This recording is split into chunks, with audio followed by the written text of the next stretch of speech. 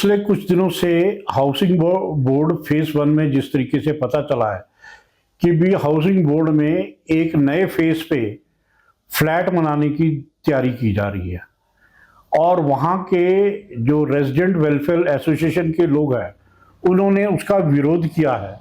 और जबकि Bharatiya Janata party resident welfare association के साथ है और ये मानना है कि भी जिस तरीके से सरकार अब लोगों को परेशान करने के साथ साथ जो अपनी कोई भी कमिटमेंट है उसके भी खिलाफ जाने की तैयारी कर रही है।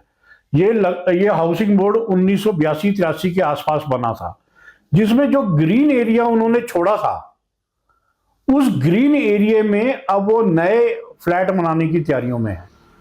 और जब वो उन्होंने जब इसकी प्रपोज्ड किया था तो वहां डिस्पेंसरी भी थी, शॉपिंग कॉम्प्लेक्स, वो तो आपने बनाया नहीं।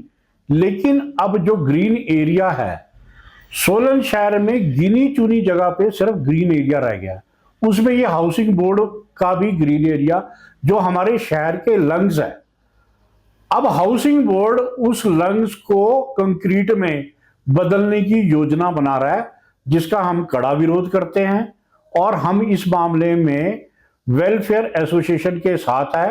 और मेरा जो मानना है, ये जो फॉरेस्ट जो कंजर्वेटर एक्ट है 1980 उसके भी अगेंस्ट है।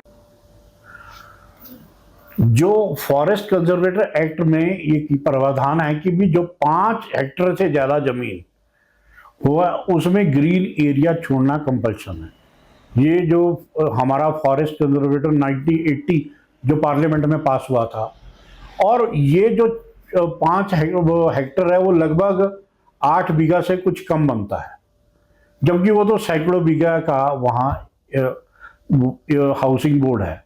तो उसमें ग्रीन एरिया छोड़ना मस्ट है और यदि उससे छेड़छाड़ करनी है तो आपको गवर्नमेंट ऑफ इंडिया से परमिशन लेनी पड़ेगी। तो हिमाचल प्रदेश सरकार ने पर्यावरण के खिलाफ सारे निर्णय लिए। अब वहाँ 40-50 साल पुराने जो पेड़ लगे हैं उनको काटने की तैयारी है, जिसका हम खड़े शब्दों में विरोध करते हैं।